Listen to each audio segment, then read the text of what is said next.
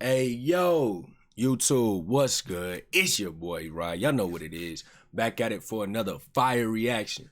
If I told you, the NBA season coming back, that's a dub. If I told you we could go back to 1997 and simulate it on 2K, how accurate do you think 2K would be? Y'all let me know, because that's what we about to watch and react to. My boy Dom 2K, simulated from 1997, and we gonna see. I'm hoping Bron gets some rings. I'm sure he will. I don't know how many. You know what I'm saying? Lakers in 4 this year. I'm going to say that. I'm going to just say it. Hit that subscribe. Hit that like before we get started. Let's get right. What if we could reverse every major NBA event in the last 20 or so years? Gets it in the middle for the win. Rebound Wayne. The Miami Heat. They've done it. They win their first championship in franchise history. Every draft pick, every trade, every free agent signing. Reset it to a point in time, knowing everything we know now, to let it unfold in an entirely different way. Wow. Curry again. And Curry hits a three. That's what we're undertaking in this project, where, thanks to Thunder Shack, we reset the NBA to the year 1997. Thanks to Thunder Shack. Oh, that's crazy. How did they do that? Simulator to write each new chapter all the way up to 2020, or maybe even further. Who knows? How are they doing that? It's gonna be a ride, so join us live on Twitch where we let the full thing play out. But for now, our story begins at the beginning of the '97 season, the start of Kobe Bryant's career, and the height of the Chicago Bulls and Michael Jordan's dominance.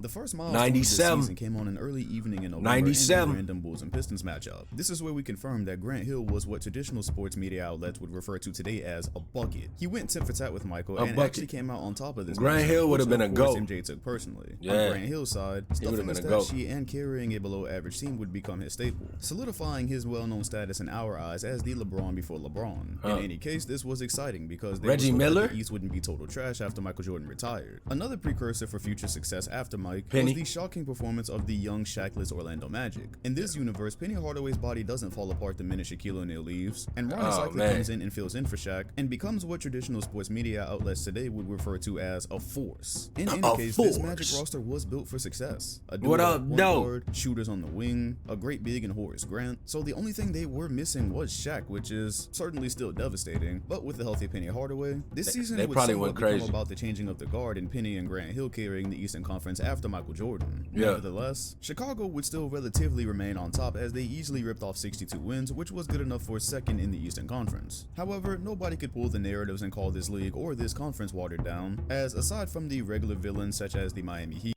Who is on Miami this year, bruh? Who is on Miami?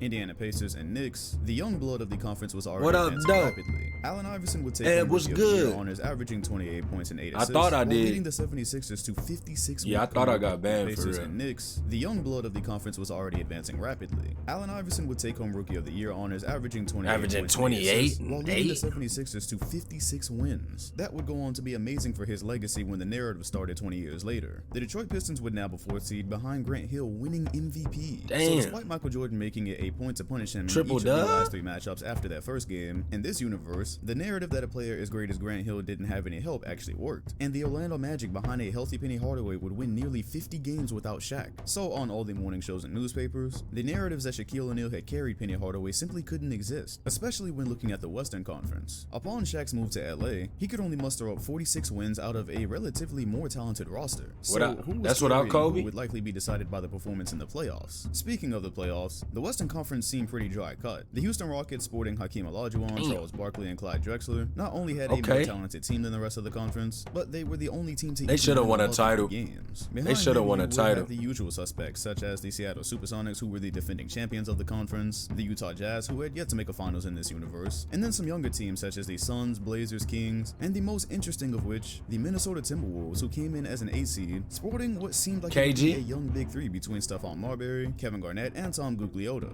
The hopes would be that in this universe, the Timberwolves management would not fumble that bag, especially not after seeing what they were capable of here. This young squad led by Kevin Garnett would go. They got the Milwaukee jerseys. Them is fresh, and they got Jesus Shuttlesworth in the building.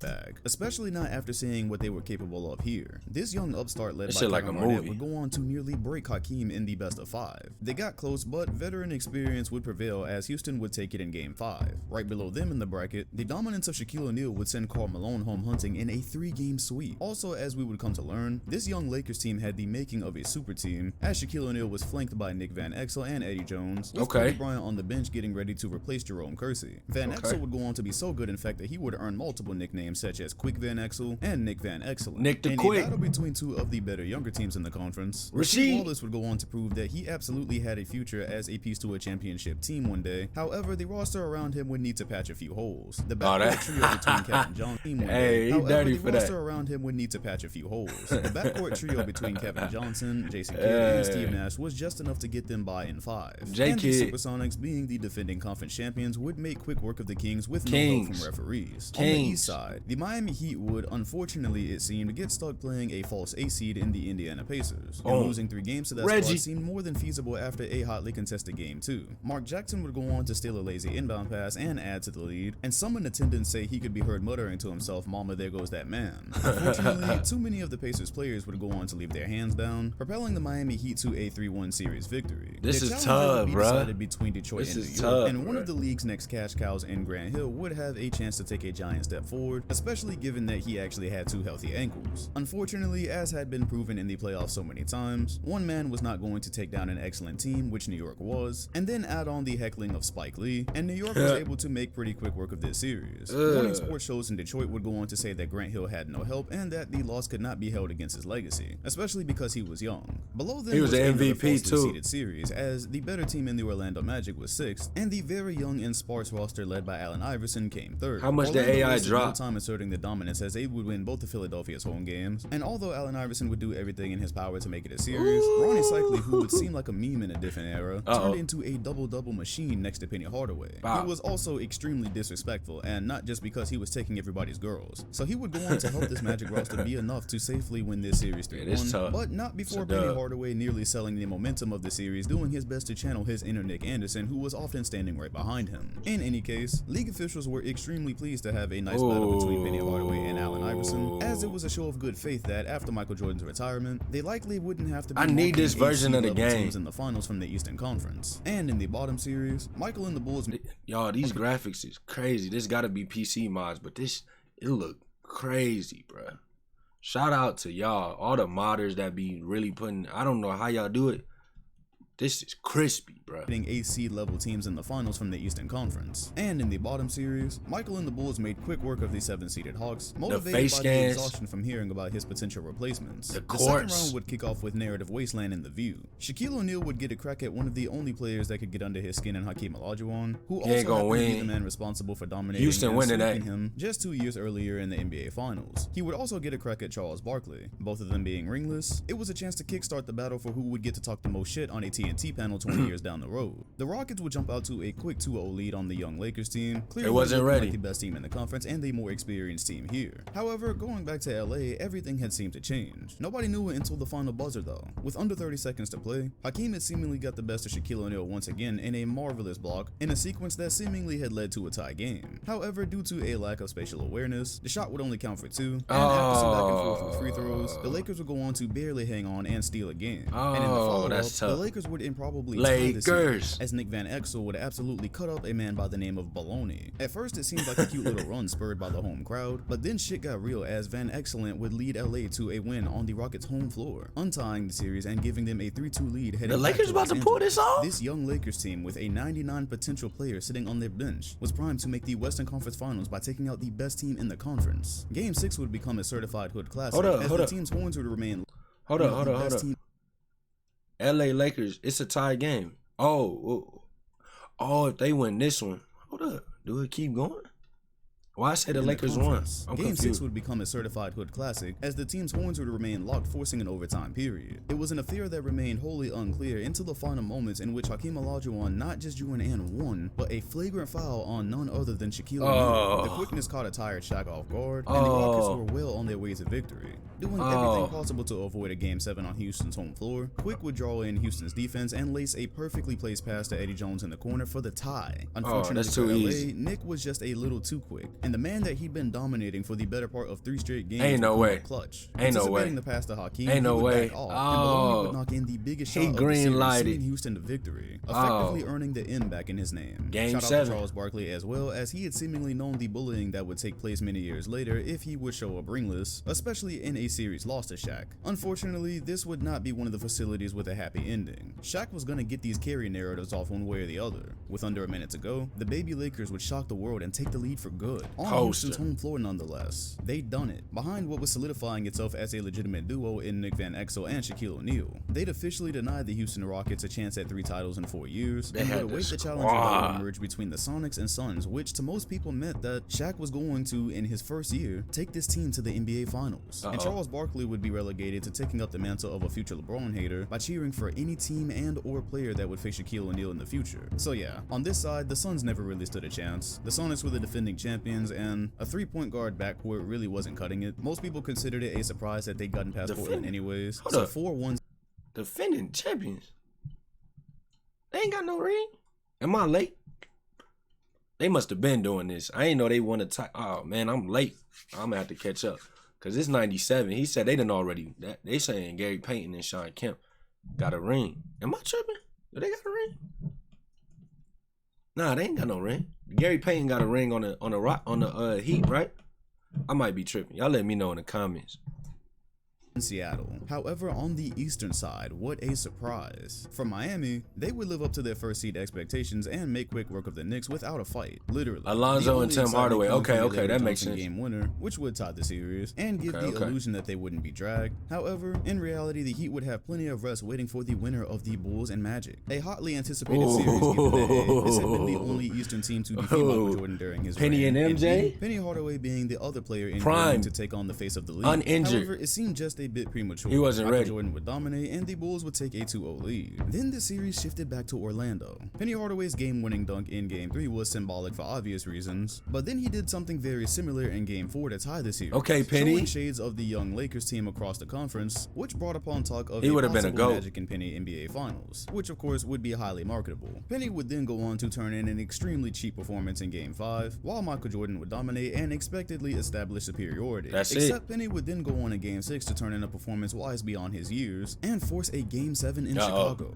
a test that Michael Jordan team would never be expected to fail, and they did just that. With Orlando up 2, Nick Anderson would again get the best of Michael Jordan in a clutch moment, running him into a solid screen by Horace Grant. This left Nick wide open, and apparently with him in this universe not having lost all his confidence from the 95 finals, he would go on to seal it with the dagger. The narrative going on to be just how much the Bulls missed Horace Grant. Even though Chicago was fresh off of a 72-win season and a title, however, again, narratives. And with that, way earlier than expected, Penny Hardaway had led a Shaqless Orlando team back to the conference finals. The headache for league officials here becoming the marketing of the 1997 finals. Anything not involving at least one of Shaq or Penny was going to be a hard sell for casuals, which of course made up an extreme amount of the revenue. However, they wouldn't have to worry about that. Shaq was battle tested. He dealt with Karl Malone, Hakeem Olajuwon, Charles Barkley. So what was a Sean Kemp? LA would take advantage of the momentum and make easy work of the defending champions advancing to the NBA Finals. The interesting thing here being, when Jerry West had brought Shaquille O'Neal to the Lakers, he sold him on the idea that it'd be he and Kobe winning titles. However, Kobe at this point was only averaging around 10 points a game and was barely getting any playoff minutes in terms of Nick Van Exel and Eddie Jones handling the perimeter. But if LA was already putting together championship runs before he'd even really hit the floor, was this a dynasty in the making? And was Shaq actually about to get his run at Penny and the Magic, who in his eyes had created a very contentious situation in the previous season for him? Nope, and it's a good thing too. I don't know how the hell I was gonna convince y'all the Magic made the finals without Shaq 1 year after he left. Thank God. The Heat took care of business equally as fast as the Lakers had, and the finals would now become about the battle of the bigs, especially being that one of the main reasons Hold up, what just happened? That just went fast. Oh, that's them winning the conference. So Lakers beat Seattle, that happened quick. And Miami beat Orlando. So it's Alonzo versus Shaq right now. Alright? Y'all with me? Make sure y'all hit that subscribe and that like. And shout out to bro, this is a video. I feel like I'm in a movie. You know what I mean? Shout out to OnlyFansForever.com. for sponsoring this video. Make sure y'all go check out that dope merch. Yiddy. The previous season for him. Nope. And it's a good thing too. I don't know how the hell I was gonna convince y'all the Magic made the finals without Shaq 1 year after he left. Thank God. The Heat took care of business equally as fast as the Lakers had, and the finals would now become about the battle of the bigs, especially being that one of the main reasons Shaquille O'Neal ended up in LA was seeing the contract size that Alonzo Mourning was offered off the bat from the Miami Heat. Facts. So who was the biggest of them all? It was a dream matchup. LA and Miami. Exactly. It's going to Game 7. Jordan wasn't gonna be there. However, they did not need the sweep that ensued. Yes, the inexperience had finally shown through, as on the biggest stage, the Miami Heat absolutely took them apart. Van Excellent had finally found his match in Tim Hardaway, and Zoe did everything he could to match the physicality of Shaq. And as it drew to a close, it was fair game. Because when Wes had recruited Shaq to the Lakers, he told him that he and this kid Kobe were going to win multiple championships. He didn't say nothing about these other cats. So while it had been an amazing run and far ahead of its time, it would come to a screeching halt as Shaq would yet again be swept from the NBA Finals. And the question started to become, I don't know who none of them people is. Magic Johnson would go on to tell him that they simply needed more. Kareem would be adamant that he wasn't that great without rings. Was Miami that crazy? Like back in the day, was they close to winning titles, but MJ was just there, or like what happened for them to? Their record was like 60 something, and you know what I mean. Obviously, there'd be many more opportunities. With Jerome Kersey aging out, it seemed like Kobe was ready to hit the floor. And being flanked by Nick Van Exel and Eddie Jones along with Shaq down low, they really wouldn't have a clear weakness for the years to come. Stories for later though. Alonzo Mourning would be able to celebrate actually winning a title in his prime, and the league's attention would shift to the NBA draft in which they were three main prospects, at least in most people's eyes. An extremely talented forward out of Wake Forest named Tim Duncan, an uber athletic high school prospect named Tracy McGrady, and a point guard Chauncey Billups. Upon being sorry enough to win the lottery, the Raptors, Cavaliers, and Vancouver Grizzlies would get to make the top 3 selections. So, of course, with the no-brainer, Tim Duncan would be selected by the Toronto Raptors. And while it might not have turned them into a highlight factory, there was probably a lot of winning coming in the future. And then, of course, the Cavaliers would select Keith Van Horn. They would not select T-Mac in what was actually a 4D chess move. Draft a lot of good players now and maybe end up decent, or hang on about 6 more years for this middle school prospect to grow up named LeBron James. Homegrown talent, excellent story, probably would never leave the franchise. It couldn't fail. And so Canada absolutely won the draft as the Vancouver Grizzlies would select Tracy McGrady, effectively ending this draft. Everything else was like role players, bench warmers, players that wouldn't actually make the league, etc. The only notable free agent moves, starting with the biggest, on schedule, Sean Kemp would leave the Supersonics, this time for the Dallas Mavericks. They were the candidates in this universe to take on his retirement weight. Rick Fox would find his way to the Los Angeles Lakers, which is hilarious, but nah, that's Kobe Bryant's starting spot starting the next year. And last but certainly not least, the Houston Rockets, who shamefully went out in the second round, went out and took Chris Mullin's last years. They were expected to be in the finals, they were a game away from the conference finals, and although the roster looks a bit like a retirement home at this point, they got the old school. That's a major floor spreader on a team that was already great. And it's hard to argue that they're not the favorites to make the NBA finals, and prove that what the Lakers achieved last year was a fluke. Thank you all for watching if you made it this far. I did want to make sure I came on here at the end and gave my boy Real Life Legend the clout he deserves for creating all that you saw at the beginning of the video. Recreating all the major events in NBA history through NBA 2K, yeah, he did that. He actually did much more than you saw here. Those were just tiny bits and pieces. So I have the link to his channel and that video in the comment section. Bro, good work. He had the AI step over. How did you do that in 2K, bro? How did you do that? How did you do that? He did the MJ against the Jazz, the push off on 2K, bro. How did you do that? You cold, bro. What he say his name was? That was cold as hell. Real Life Legend. The Real Life clout Legend. He deserves. Real Life Legend. Fluke. Thank you all for watching if you made it this far. I did want to make sure I came on here at the end and gave my boy Real Life Legend the Real Life Legend. You went crazy with them clips. Dom 2K, you went crazy with this video, bro. I really felt like I was watching a movie. And I don't think 1998 is out, but when it drop, we gonna watch it. You know what I mean? Hit that subscribe, turn them notifications on, and make sure y'all go check out their channels, man, because you know what I mean? To keep a video that interesting for 15 minutes ain't easy to do. But that was cold. That's all I gotta say. Lakers in 4 this year, but y'all let me know who y'all think gonna win the title this year in the comments below. If you don't know, now you know. It's your boy Rock, onlyfoundforever.com. Know the gang, know the gang, know the gang. And yeah, man, Lakers in 4. I'm out. Yiddy.